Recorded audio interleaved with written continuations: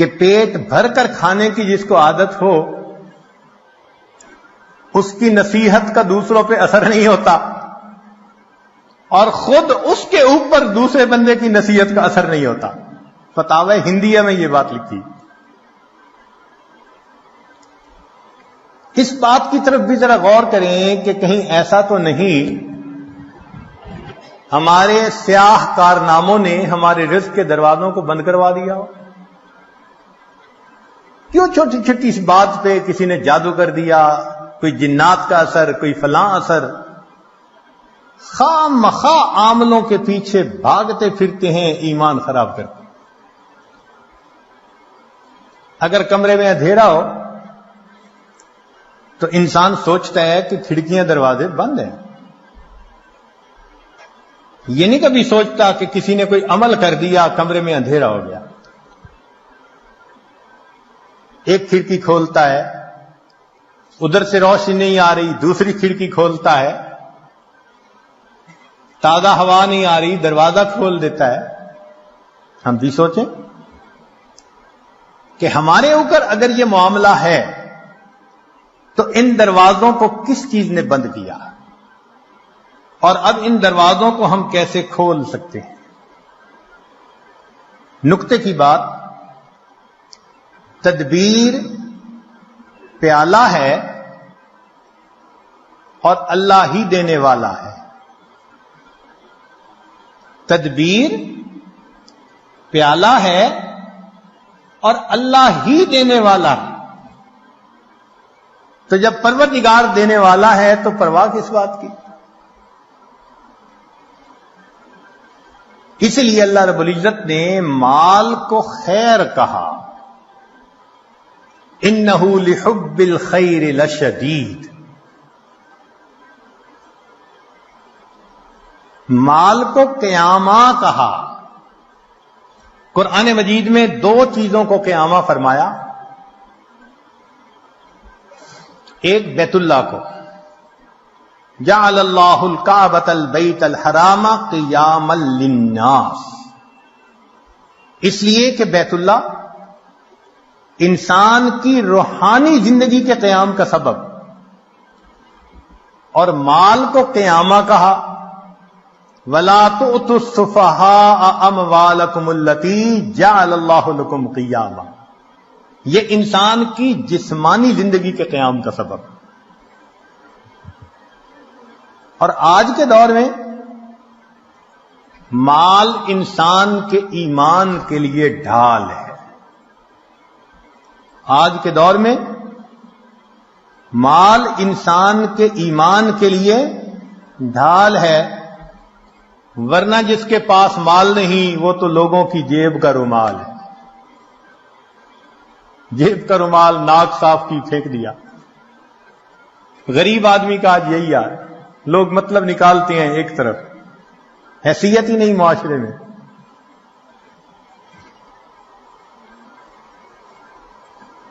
رزق کے معاملے میں دو باتیں اہم ہیں۔ ایک تو یہ کہ رزق بھی انسان کو تلاش کرتا ہے، موت بھی انسان کو تلاش کرتی ہے،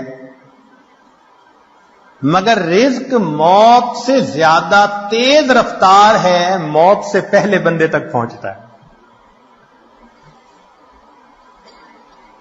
اور دوسری اہم بات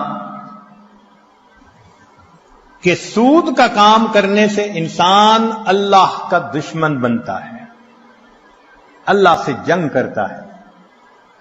جو چٹان سے سر مارے گا سر ہی پھوڑے گا،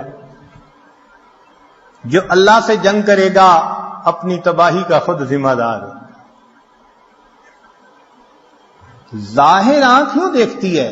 بینک سے قرضہ لے لو، بزنس اچھا چلے گا۔ ان بینک کے قرضوں کے پیچھے ہم نے ہزاروں کو بینک رپٹ ہوتے ہوئے دیکھا ہے۔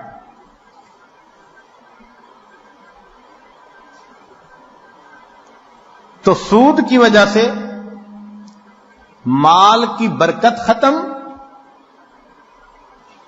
اور زکوٰۃ کے ادا کرنے سے مال کی برکت شروع. جس بندے نے زکوٰۃ نکالنی شروع کر دی اس کے مال میں اللہ نے برکت ڈالنی شروع کی. اور برکت کس کو کہتے ہیں کہ وہ رزق انسان کے لیے کافی وافی شافی ہو جاتا ہے, غیروں کے سامنے ہاتھ نہیں پھیلانے پڑتے. جتنا ہوتا ہے انسان پرسکون زندگی گزارتا ہے.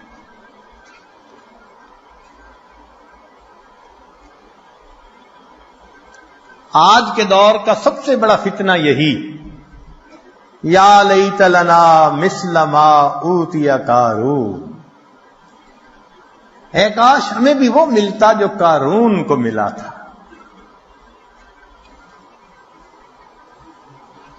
اللہ تعالی ارشاد فرماتے ہیں, نحن قسمنا بینہم معیشتہم, ان کے درمیان معیشت کو ہم نے تقسیم کیا. تو مومن اللہ کی تقسیم پہ راضی رہے. اپنی طرف سے پسینہ بہائے وہ ہماری ذمہ داری ہے. اس کے بعد دال ساگ بھی مل جائے تو اللہ کا شکر ادا کرے. داؤد علیہ السلام کو فرمایا گیا کہ اے داؤد, اگر تجھے کھانے میں کبھی سڑی ہوئی سبزی ہی مل جائے تو سبزی کو نہ دیکھنا, اس بات کو دیکھنا کہ میرے پروردگار نے جب رزق کو تقسیم کیا تو میں اسے یاد تھا. بھیجنے والا تو وہ ہے نا, اس نے یاد رکھا. اس سے بڑی اور کیا بات ہو سکتی ہے.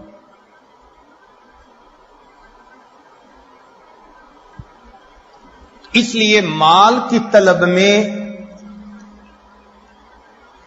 اجمال ہو, اضطراب نہیں ہونا چاہیے.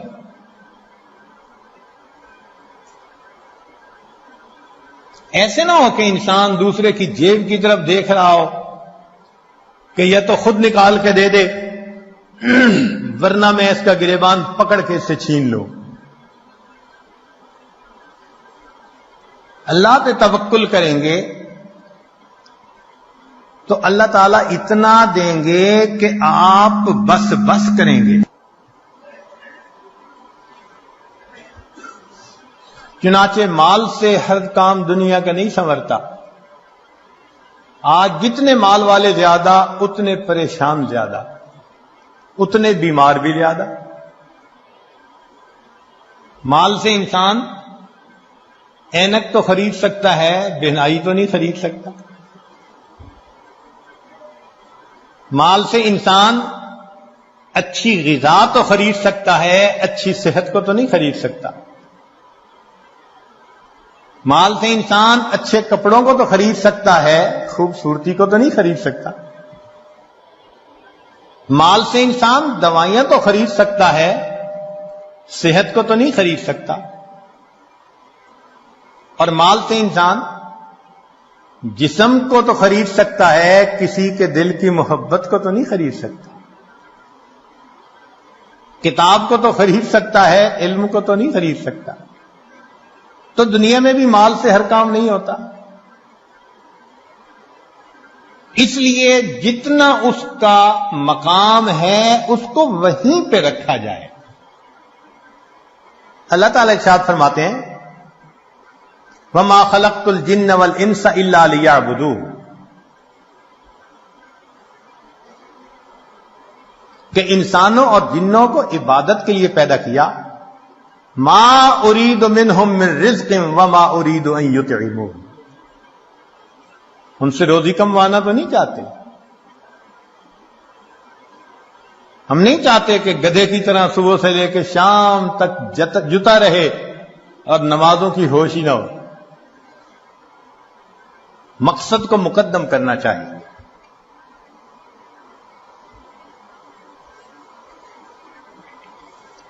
اللہ رب العزت رزق پہنچا کر رہتے ہیں.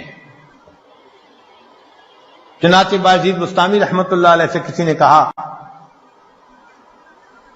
کہ حضرت کیا کریں، رزق کی بڑی پریشانی ہے. تو فرمایا کہ تم اپنے گھر جاؤ اور تمہیں اپنے گھر میں جو بندہ ایسا نظر آئے کہ اس کا رزق تمہارے ذمے، بازو پکڑ کے گھر سے نکال دو، اور جس کا رزق خدا کے ذمے تو تمہیں کیا پرواہ.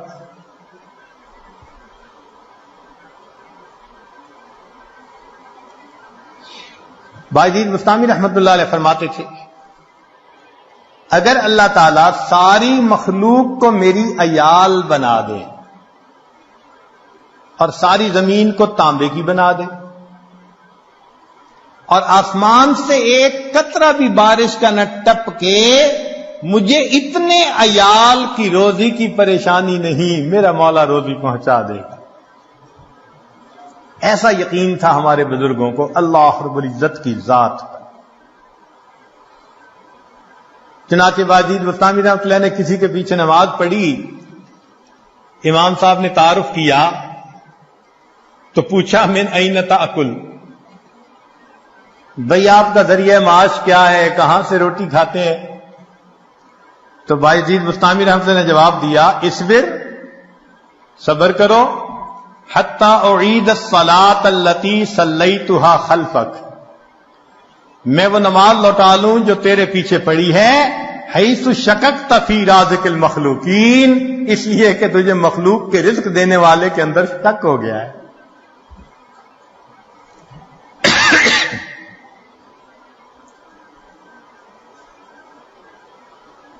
بنو کا ایک نشئی تھا، تو کسی نے کہا کہ آٹا مہنگا ہو گیا، کہنے لگا اپنے لیے قیمت بڑھائی ہے، ہمیں تو روزی اسی نے دینی ہے. ایک نشئی کا اللہ پہ توکل دیکھو کہ جی آٹا مہنگا ہو گیا، کہتے اپنے لیے قیمت بڑھائی ہے، ہمیں تو روزی دینی ہے نا. اللہ کے پیارے حبیب صلی اللہ علیہ وسلم نے اپنی تعلیمات میں اس رزق کی پریشانی کے بھی اسباب بتلا دیے کہ یہ پریشانی کیسے دور ہو سکتی ہے. چنانچہ قرآن و احادیث میں سے 16 ایسے نکتے ہیں جو ہم نے آج جمع کیے. ان کو سمجھ لیں کہ یہ چابیوں کا ایک گچھا ہے، 16 کنجیاں ہیں، ہر کنجی رزق کا دروازہ کھولتی ہے. اور یہ بتانے والا کوئی عام عامل نہیں ہے، یہ سید الاولین والآخرین اللہ کے پیارے حبیب صادق الامین، جس زبان سے ہمیں قرآن ملا اسی زبان سے ہمیں نبی علیہ السلام کا فرمان ملا. انہوں نے یہ بات بتائی تو دلوں میں ہم یقین کر کے ان باتوں کو سنیں اور ان اعمال کو اپنائیں اور رزق کے دروازوں کو آنکھوں سے کھلتا دیکھیں.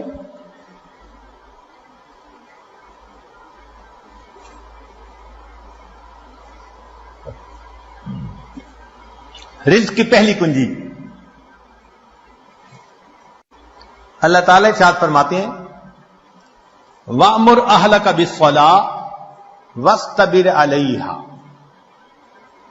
اہل خانہ کو نماز کا حکم دیجئے اور اس پر جمے رہیے، صبر کیجئے.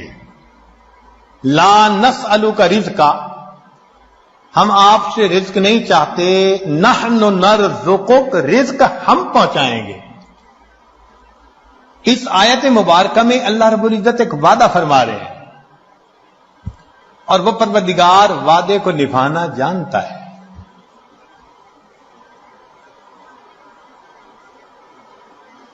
تو معلوم ہوا کہ جس گھر کے سب مرد عورتیں اہتمام کے ساتھ نماز پڑھیں، ایک ہوتی ہے گنڈے دار نماز، مرد ہیں تو جماعت نماز کا اہتمام نہیں، عورتیں ہیں تو گھر کے کام مقدم، بس بھاگی دوڑی میں قضا ہوتے ہوتے نماز. ایسی نماز نہیں، اہتمام کے ساتھ نماز. تو جس گھر کے سب لوگ اہتمام سے نماز پڑھیں، یہ نہ ہو کہ عورت کھڑی تو مصلی پہ ہو جائے اور ہاتھ باندھ کر کپڑوں کی آپس میں کلر میچنگ کر رہی ہو. مرد مصلی پہ تو کھڑا ہو جائے اور گلی بازار کی سیریں کر رہا ہو. ایسی نماز نہیں. نماز پڑھے جیسے نماز دھیان توجہ کے ساتھ پڑھنی چاہیے. کوشش تو کرے نا اپنی طرف سے دھیان جما کر پڑھنے کی. کوشش پر اللہ کی طرف سے اجر عطا ہوتا ہے. دنیا میں نتائج پر اجر ملتا ہے کہ یہ اچیو کر کے دکھاؤ تب تمہیں یہ ملے گا. اللہ فرماتے ہیں کوشش کر کے دکھاؤ. چنانچہ حدیث پاک میں آتا ہے کہ جو شخص اپنے بھائی کی حاجت براری کے لیے اس کے ساتھ چل پڑتا ہے، اللہ 10 سال کے نفلی اعتکاف کا ثواب عطا فرما دیتا ہے. یہ تو نہیں کہا کہ کام کرواؤ بھائی کا، نہیں، یہ اس اللہ رب العزت کی رحمتوں کی انتہا ہے. فرمایا کہ منزل تک پہنچنا تو تمہارے بس میں نہیں ہے، تو مقدر کا معاملہ. ہم تو یہ دیکھیں گے قدم کون اٹھاتا ہے، چلتا کون ہے. تو نماز صحیح اہتمام کے ساتھ پڑھنے کی کوشش کریں، برکتوں کے دروازوں کو کھلتا دیکھیں. میرے مالک نے فرما دیا نحن نرزقک، ہم رزق دیتے ہیں. چنانچہ آپ گھر کے ہر چھوٹے بڑے کو نماز کا اہتمام سکھائیے، رزق ملنے کی قسم یہ عاجز کھا سکتا ہے.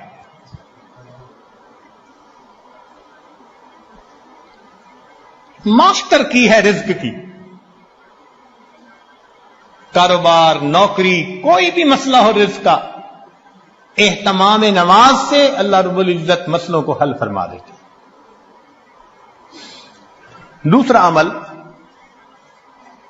کثرت استغفار.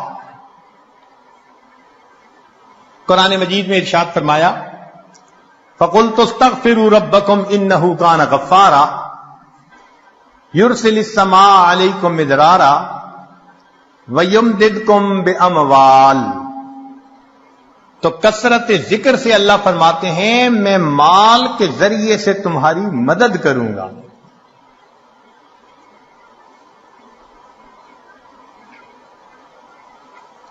ایک اور حدیث پاک میں ہے من اکثر من الاستغفار جعل اللہ له من كل هم فرجا ومن كل ضيق مخرجا ورزقه من حيث لا يحتسب.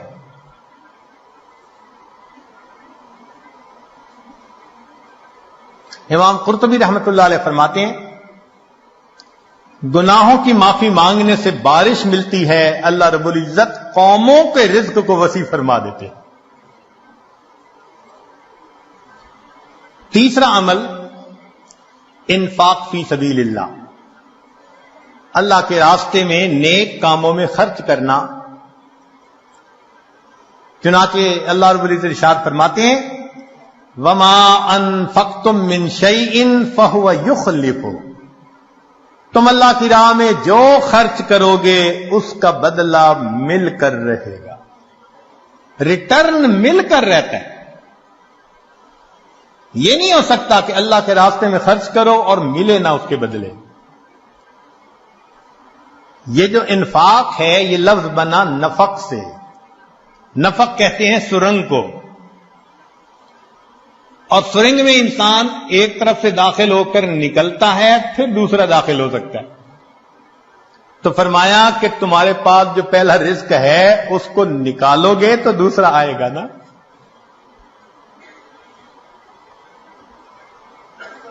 وما تنفقوا من خیر یوفى الیکم، فرمایا انفق ينفق علیک، تم خرچ کرو اللہ تم پر خرچ کرے گا۔ عبداللہ ابن عمر اللہ عنہ فرمایا کرتے تھے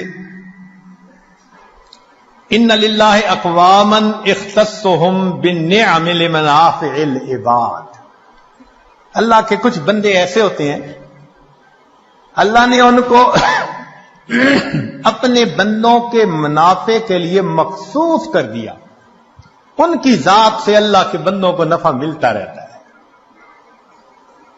یہ ان کا چارٹر آف ڈیوٹی ہوتا ہے، جو ان کو ملتا ہے وہ ان کے اپنی ضرورت کے لیے صرف نہیں ہوتا، وہ دوسروں تک پہنچانے کے لیے ہوتا ہے۔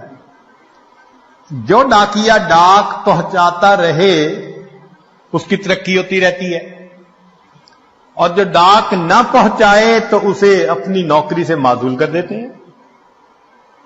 چنانچہ کتنے لوگوں کو آپ نے دیکھا ہوگا کہ بڑا اچھا کام چلا، کاروبار چلا، پھر یکدم ٹھپ۔ وجہ کیا بنی؟ کہ جو ملا تھا وہ سارا ان کا نہیں تھا،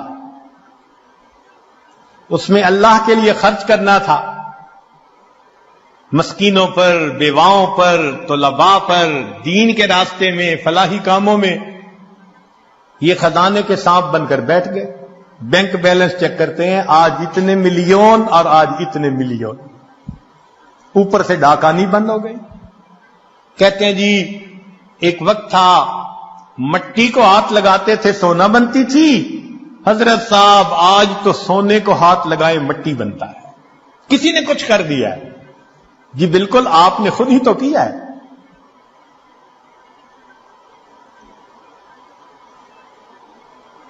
آپ کی تو بہترین نوکری لگی تھی کہ اللہ کے بندوں کو ان کا حصہ پہنچاؤ۔ کتنا پہنچانا تھا؟ پورے مال میں سے 2.5%، زکوٰۃ پورے مال میں سے 2.5%۔ سبحان اللہ، ہم نے دیکھا لوگ چاہتے ہیں بڑے کی نوکری کریں، چنانچہ چھوٹی کمپنی کی بجائے بڑی کمپنی کی نوکری، اور بڑی کمپنی کی بجائے ملٹی نیشنل کمپنی کی نوکری، جی اور زیادہ بینیفٹ ملیں گے۔ تو کیا اچھا کہ ہم سب سے بڑے کی نوکری کریں؟ سب سے بڑے کی نوکری یہ کہ جو اللہ نے مال دیا گن گن کر اس کی زکوٰۃ کو نکالیں۔ اللہ وہ پروردگار ہے جو 2.5% مال غریبوں تک پہنچانے کے بدلے امیروں کو 97.5% تنخواہ عطا۔ اتنا بڑا کوئی پے کرنے والا مالک دیکھا جو 97.5% تنخواہ پے کرے؟ یہ تمہاری تنخواہ ہے، اور ڈیوٹی اتنی ہے کہ 2.5% تم میرے جو محتاج بندے ہیں، ضرورت مندے ہیں، یہ تنخواہ ان تک پہنچائے۔ اب جو 2.5% کو بھی لے کے بیٹھ جائے تو پھر اس کی بجائے اللہ تعالیٰ رزق کسی اور کے ذریعے سے پہنچا دیں گے۔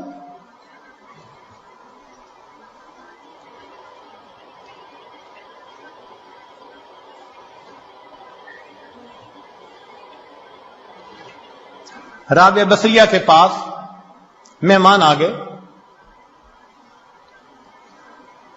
اتنی دیر میں دروازہ کھٹکھٹایا گیا، خادمہ نے کہا جی کہ کوئی بندہ کھانا لایا ہے۔ فرمان لگی گنو کتنی روٹیاں؟ اس نے کہا 9۔ کہنے لگی یہ میرا حصہ نہیں کسی اور کا ہے، اسے کہو جاؤ۔ دوبارہ دروازہ کھٹکھٹایا، کوئی بندہ کھانا لایا ہے، روٹیاں گنو۔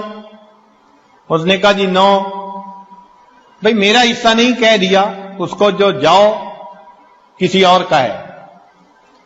پھر تھوڑی دیر بعد تیسری مرتبہ دروازہ کھٹکھٹا، خادمہ نے کہا جی کہ پھر کوئی بندہ روٹی لایا ہے، کتنی؟ 9۔ اس نے کہا میرا حصہ نہیں، جاؤ اس کو کہہ دو چلا جائے۔ اس نے کہا کیوں نہیں لے رہی، مہمان بھی تو ہیں۔ اس نے کہا دیکھو میرے پاس آج صبح 1 روٹی تھی، سائل آیا تھا، میں نے اللہ کی رضا کے لیے 1 روٹی دے دی، میرے اللہ کا وعدہ ہے من جاء بالحسنۃ فلہ عشر امثالھا، 10 گنا ملے گا۔ 9 روٹیاں میری نہیں ہو سکتی، خادمہ نے ہاتھ جوڑ دیے، مجھے بھی بھوک لگی ہوئی تھی، 1 روٹی میں خود رکھ رہی تھی، یہ 10 ہی ہے۔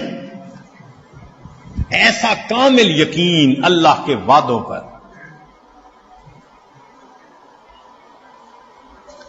حبیب اجمی رحمت اللہ علیہ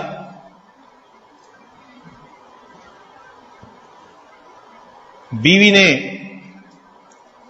آٹا گوندا،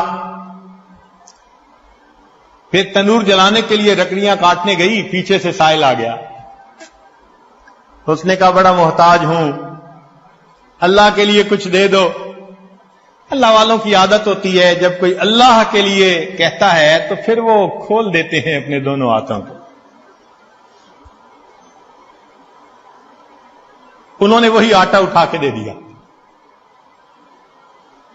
اب بیوی لکڑیاں لے کے آئی، اس نے کہا آٹا، کہنے لگے میں نے روٹیاں پکنے کے لیے بھیجا ہے، میں نے روٹیاں پکنے کے لیے بھیجا ہے۔ ابھی ان کی بیوی نے چولہے میں آگ پوری نہیں جلائی تھی کہ اتنے میں دروازہ کھٹکھٹایا۔ بیوی نے پوچھا کون؟ کہنے والے نے روٹیاں بھی دے دی، سالن بھی دے دی۔ تو بیوی نے آ کر کہا کہ تم نے جہاں روٹیاں پکنے بھیجی تھی، پکانے والے نے سالن بھی ساتھ بھیج دیا ہے۔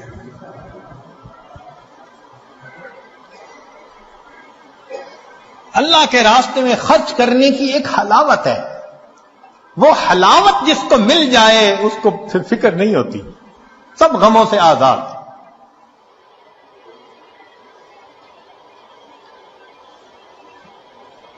رزق کی کشائش کے لیے اگلا نسخہ دین کی خاطر ہجرت کرنا۔ اللہ رب العزت فرماتے ہیں وَمَن يُهَاجِرْ فِي سَبِيلِ اللَّهِ يَجِدْ فِي الْأَرْضِ مُرَاغَمًا كَثِيرًا وَسَعَةً، جو اللہ کے راستے میں ہجرت کرے اسے جائے پناہ بھی ملے گی، رزق میں وسعت بھی ملے گی۔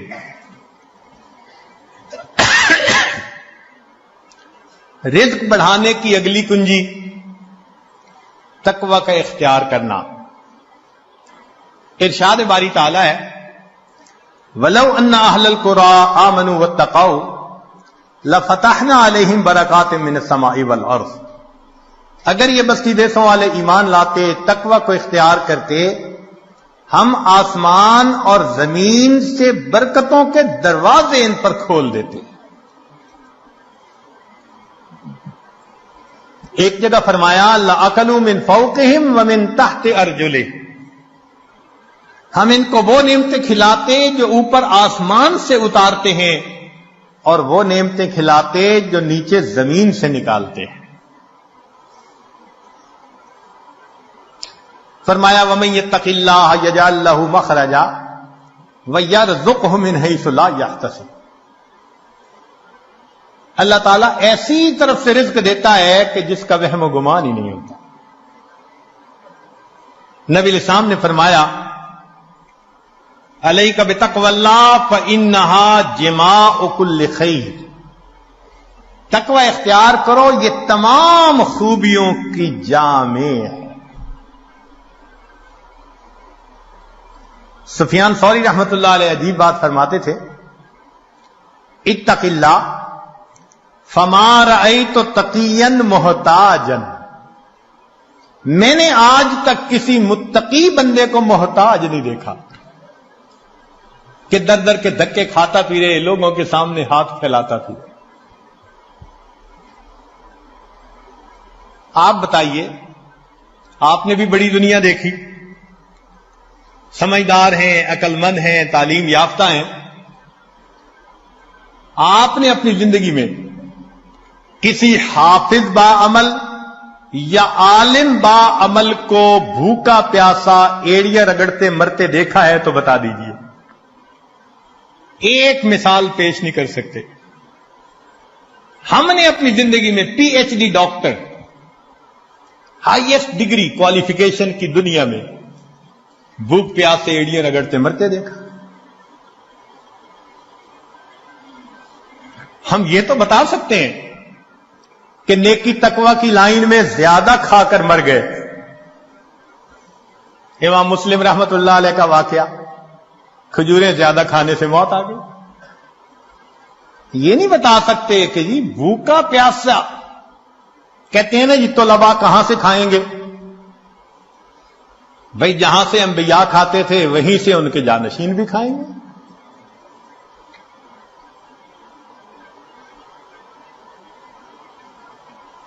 تو موٹی سی بات ہے کہ رزق اللہ دیتا ہے، تقوی کی وجہ سے اللہ رزق کے دروازے کھول دیتے ہیں. پانچویں بات، کثرت عبادت. حدیث مبارکہ، ابن آدم تفرغ لعبادتی املأ صدرک غنى واسد فقرک. اے اولاد آدم، تو اپنے آپ کو میری عبادت کے لیے فارغ کر، میں تیرے سینے کو غنا سے بھر دوں گا، تیرے فقر کو بند کر دوں گا. کتنے کھلے اور صاف لفظوں میں، لاؤڈ اینڈ کلیئر بتایا جا رہا ہے، عبادت کرو، ہم تمہارے فاقے کے راستے بند کریں گے، تمہیں غنا عطا فرما دیں گے. اس کی مثال یوں سمجھیے کہ ہم نے عام گھوڑے کی قیمت کا ایک دفعہ پتہ کیا تو 20 سے 25 ہزار میں گھوڑا مل جاتا ہے. اور ایک ہوتے ہیں دوڑ جیتنے والے گھوڑے، ان کی قیمت لاکھوں میں. ہمارے بہت قریبی چودھری صاحب فرمانے لگے جی ہمارے گھوڑے کی قیمت 25 لاکھ روپیہ لگی، ایک گھوڑے کی قیمت. تو عام گھوڑے 20,000، بھاگنے جیتنے کے مقابلے کرنے والے 25 لاکھ. اب اگر 25 لاکھ والے گھوڑے کے مالک کے پاس کوئی جائے، جی میری گدا گاڑی کا کچھ کام ہے، گھوڑا دے دو، میں نے گدے گاڑی میں استعمال کرنا ہے، تو وہ ہنس کے کہے گا تمہارا دماغ ٹھکانے ہے، دوڑ کا مقابلہ جیتنے والے گھوڑے کو گدے گاڑی میں باندھو گے. جس طرح دنیا دار انسان دوڑ کا مقابلہ جیتنے والے گھوڑے کو گدے گاڑی میں باندھنا پسند نہیں کرتا، اللہ کی قسم اللہ رب العزت دین پہ چلنے والوں کو دنیا کی گدے گاڑی میں باندھنا پسند نہیں فرماتے.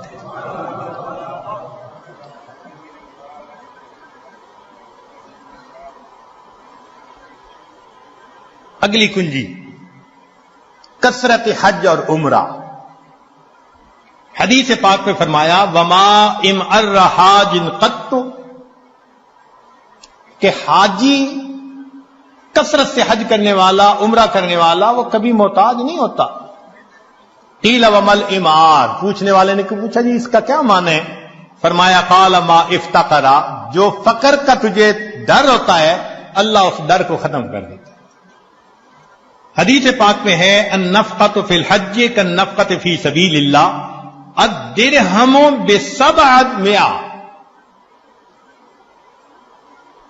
ایک درہم کے بدلے میں 700 درہم ملتے ہیں.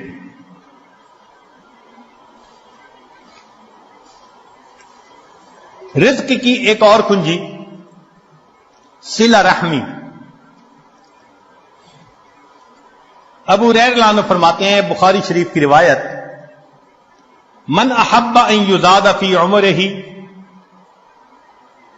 ویزاد فی رزقہ فلیصل رحمہ، جو چاہے کہ میرے عمر زیادہ ہو اور میرا رزق زیادہ ہو، اس کو چاہیے کہ رشتہ داروں کے ساتھ اچھا سلوک رکھے.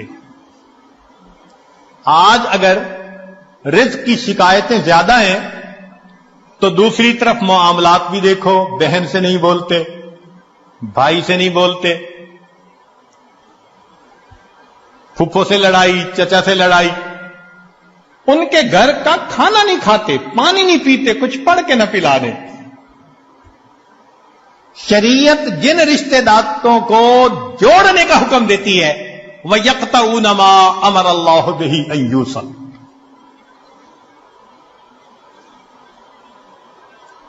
جب ہم رشتے ناتوں کا خیال نہیں کریں گے تو پھر رزق کے دروازے تو خود بند کریں گے ہم. ہاں، اگر دین کا کوئی ایسا معاملہ ہے تو سلام دعا تو سب کے ساتھ رکھیے نا. سلام کرنا، حال احوال پوچھنا، یہ تو لازم ہے. زیادہ قرب کا تعلق رکھنا نہ رکھنا یہ بندے کا اپنا چوائس ہوتا ہے.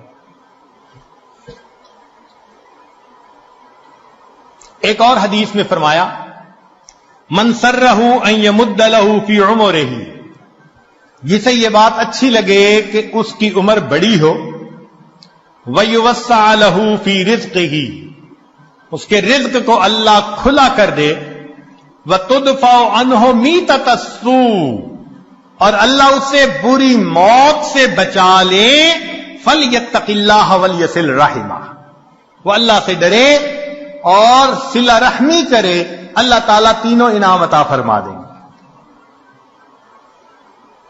8ویں بات، کمزوروں سے حسن سلوک.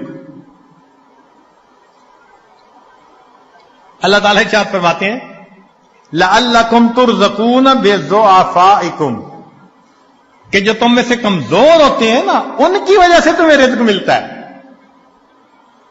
اور تم ان پر خرچ کرتے ہوئے پریشان ہوتے ہو. سچی بات تو یہ ہے کہ رب کریم نے ارشاد فرما دیا وَلَوْ يُؤَاخِذُ اللَّهُ النَّاسَ بِمَا كَسَبُوا، اگر اللہ تعالی عملوں کے اوپر پکڑ فرماتا، ما ترک علی ظہرہا من دابہ، زمین کے اوپر کوئی جاندار نہ باقی بچتا. ہمیں جو مل رہا ہے وہ کون سا ہمارے اپنے اعمال کی وجہ سے؟ کیا پتا فقیر کی دعا لگ گئی ہو، کمزور کی دعا لگ گئی ہو، ہم نے کسی کو مورل سپورٹ دی اس کی دعا لگ گئی، کسی کے غم میں اس کا ساتھ دیا اس کی دعا لگ گئی. خوبصورتی دیکھیے دین اسلام کی. آج کون ہے جو یہ کہہ سکے جی کہ ہمیں دین یہ تعلیم دیتا ہے کہ تم اپنے کمزوروں کا خیال رکھو. اگلا عمل، اللہ پہ توکل. وَمَن يَتَوَكَّلْ عَلَى اللَّهِ فَهُوَ حَسْبُهُ،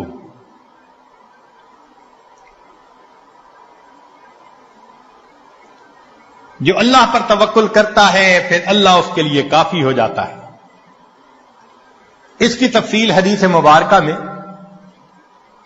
لو انکم تتوکلون علی اللہ حق توکلہ، اگر تم اللہ پہ توکل کرو جیسے توکل کرنے کا حق ہے، لرازقکم کما یرزق الطیور، اللہ تمہیں رزق دے گا جیسے پرندوں کو دیتا ہے. تغدو خماسا، گھر سے خالی پیٹ نکلتے ہیں، وتروح بتانا، اور واپس پیٹ بھرے ہوئے لوٹتے ہیں.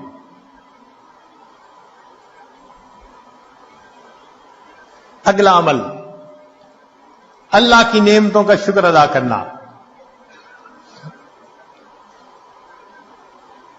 چنانچہ فرمایا لا یرزق اللہ عبدا الشکر فیحرمہ الزیادہ لأن اللہ یقول لئن شکرتم لأزیدنکم، جس بندے کو شکر کی توفیق مل جائے اس کا رزق کم نہیں ہوتا، چونکہ اللہ کا وعدہ ہے کہ جو شکر ادا کرتا ہے میں اس کے رزق کو، اس کے نعمتوں کو اور زیادہ کر دیتا ہوں. عمر بن عبدالعزیز رحمۃ اللہ علیہ کا ایک خوبصورت قول ہے قیدوا نعم اللہ بالشکر للہ، اللہ کی نعمتوں کو شکر ادا کر قید کر لو. جس نے اللہ کی نعمت کا شکر ادا کیا اس نے نعمت کو قید کر لیا، اس کے پاس ہی رہے گی. ابن عطا اسکندری رحمۃ اللہ علیہ، ان کے حکم بہت معروف ہیں. ہمارے بزرگ علماء رمضان المبارک میں اس کی مستقل مجالس کیا کرتے تھے. ان کے حکم کو پڑھیں تو یوں لگتا ہے کہ اللہ نے اس امت میں بھی لقمان علیہ السلام کا ایک نمونہ پیدا کر دیا. کیا عجیب باتیں کہی ہیں. تو شکر کے بارے میں ان کا ایک قول ملفوظ، جنہیں عربی کا تھوڑا سا بھی ذوق ہوگا نا، وہ تو سن اور پڑھ کے وجد آتا ہے. یہ جامعہ الازہر کے استاد بھی رہے، اور اس جامعہ کو جو پوری دنیا کے اندر ایک مقام ملا، وہ ایسے ہی متقی باخدا بزرگوں کی وجہ سے. فرماتے ہیں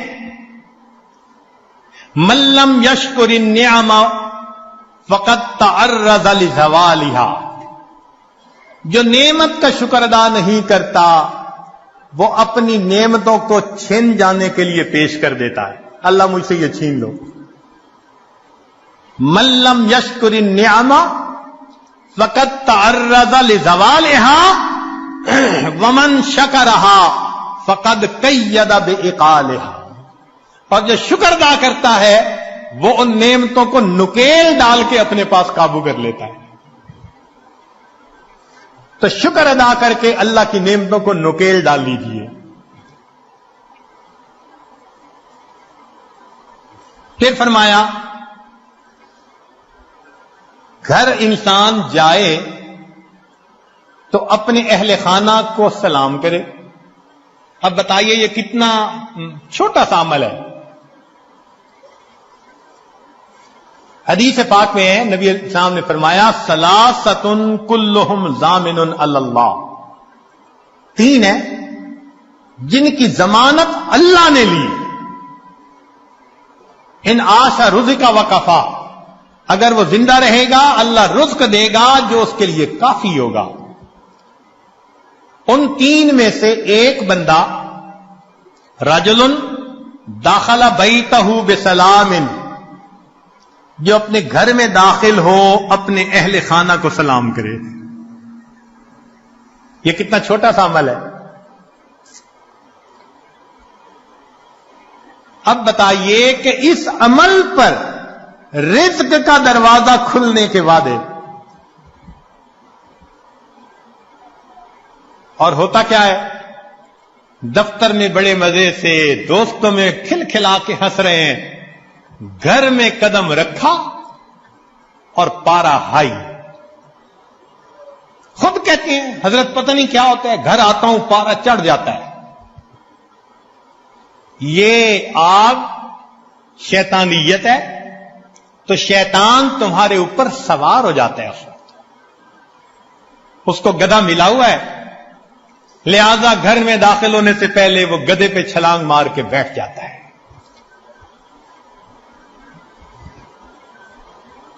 نبی علیہ الصلوۃ والسلام کا عمل، سیدہ صدیقہ عنہا فرماتی ہیں کہ اللہ کے پیارے حبیب صلی اللہ علیہ وسلم جب بھی گھر میں داخل ہوتے مسکراتے چہرے کے ساتھ آتے تھے، اہل خانہ کو سلام کیا کرتے تھے. اتنے سے عمل پہ رزق کی پریشانی ختم. اللہ اکبر کبیرہ.